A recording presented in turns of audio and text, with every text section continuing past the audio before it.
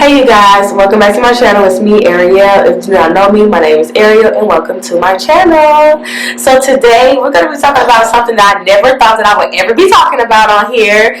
We are celebrating my 3 years of, I'm going to just say abstinence, because I don't really know if I want to carry this on for the rest of my life. I just so happen to make it 3 years. 3 whole years of not being active. That's what we're going to call it. Not being active. So today I'm going to talk about how this started and what I've learned in the process since I've started this journey. I will honestly say that I didn't go into this intentionally, but because I kind of was familiar with, going long periods of time, I just was like, okay, well, I made it this long, I might as well see it through. I also want to, just add that this is my experience, this is my perspective. I don't know what it would be like for the next woman, but this is how it's been for me. So this started 3 years ago. I made a decision that I was no longer going to partake in adult activities unless I made the conscious decision that this is what I want to do. I'm making this decision for me. I'm not doing it because I feel pressure. I'm not doing it so somebody can leave me alone. I'm not doing it because I'm bored. I'm doing it because I genuinely want to do this for me. The first thing that I had to do was take accountability. I had to take accountability for my decisions, because even when you don't make a decision, you're making a decision to not make a decision. So you can't say, okay, well, I didn't decide that for myself. Okay, well, because you didn't decide at all, that was a decision, and this is a repercussion of you deciding not to make a decision. I really just had a moment to myself, and I looked at how did I get here? How did I get here? How did this start? So I went over my entire history.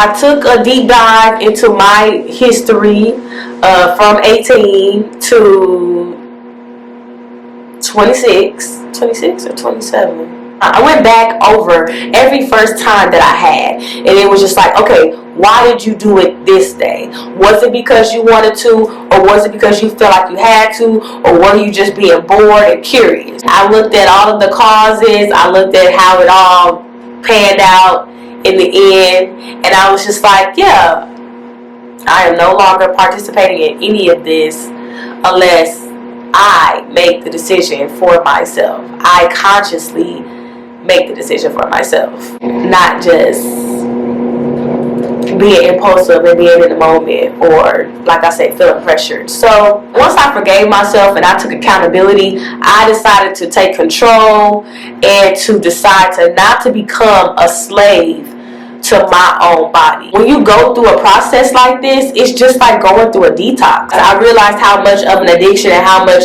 of just of a drug that it can be.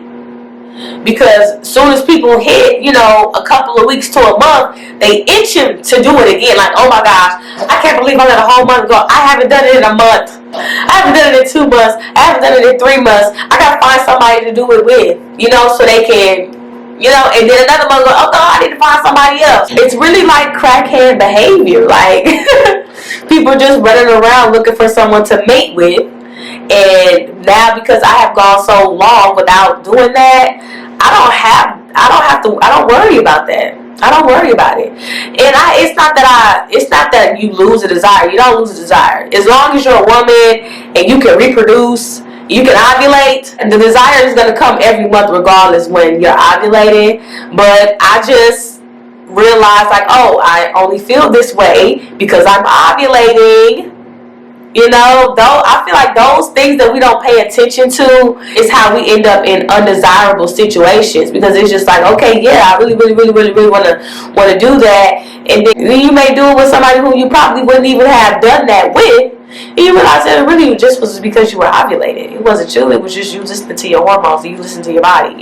Once I made it through the first 5 months, and then I moved to a new city, and I just knew that my chances just went from slim to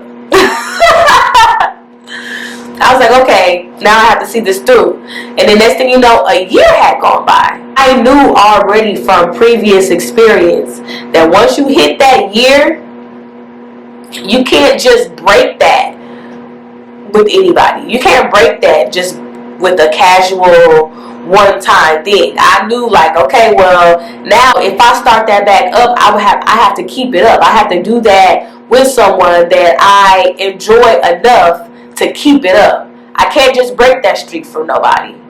And then 2 years went by. Now I really can't break that streak for nobody. And now I'm at 3 years, which makes it a lot easier to date. It makes it so much easier to date because now I don't date with blinders on. When you are trying to abstain from, you got to go through that phase of like, I want to do this, but you have to have the self-control to be like, but I'm not. I could call this person over here, but I'm not. What I realized is that falling into the urges, it just kind of repeats the process over. Now, when you're in a relationship and you're consistently, having somebody to be active with, you already got a person. You don't have to go looking for a person. But when you're not, you got to go and find the person. I was just really I was tired of all of that. But yeah, it's literally just like trying to get off of a substance. Like, the longer you go without doing it, if you decide to relapse, you're gonna go on a binge, and you're just gonna you're gonna be like a bunny, like it's gonna be on your mind all day. Because I think it has some type of effect on like the chemicals in our brain. It has to have some. It has to. The way people be acting, it has to have some type of effect. But when you go without it, you get used to your brain not being altered. And I feel like that's just what it is. I'm so used to my brain not being altered by a person or a thing or activity that it made me become more aware of myself, more aware of what I want for myself, the decisions that I make, why I'm making the decisions, compared to me just going off of everything that I feel. Feelings aren't always genuine. Just like soul ties. I want to make a video on soul ties because soul ties are not real. I might make that video. I don't know. I gotta think about it because that one, when you get talking about that, people get offended. But I personally don't believe in soul ties. I don't believe in it. I don't believe in every time I'm active with a person that it ties me to this person. Because why is it not like that for men? They go and hop from one rabbit to the next, and there is no leftover feeling there. But when it comes to women, we have this desire, like, I'm just constantly drawn to this person. No, you probably just have dependency issues. You have dependency issues is what you have. And you're chasing the way that person makes you feel, not that person. That's just a brief little synopsis of how I feel about that. But yes, I appreciate having a sober, clear mind, because that is the rewarding effects of being abstinent. And I feel like it's worth it. It's worth it, being able to make conscious decisions, for myself. I'm not making this video to like encourage people to be abstinent. That's not what this is about. It's just me telling what I've realized since I've become abstinent. And even as I'm talking about it, I'm realizing more things just as I'm just sitting down and talking about this video. I feel like the best thing you can do for yourself is take control of your own life. Because if you don't take control of your life, somebody else will. And you might not like what they have planned for you. And don't get me wrong, if you don't got no kids, hell, go be a crackhead for all I care. But when you have children, you have to move intentionally. I now have to take care of me so I can take care of them. And that, I think, is what also just kind of kept me on this road to trying to do whatever I can to be the best version of myself. I'm proud of myself. Like I said, it wasn't intentional. But once I hit about that 5-6 month mark, I was like, okay, well, now I have to see it through. I wish I was able to make this decision for myself younger, but I feel like back then when I was like, 23, 24, 25, I was still in that brainwashed of what society say you should be doing or stuff like that. I was still brainwashed. That's pretty much all I want to talk about for this one. I didn't want to make this super long. I just want to come over here, pat myself on the back, because not everybody can do what I've done for the past 3 years, and I'm proud of that. And I am in my celebrating my accomplishments era. So happy 3 years to me.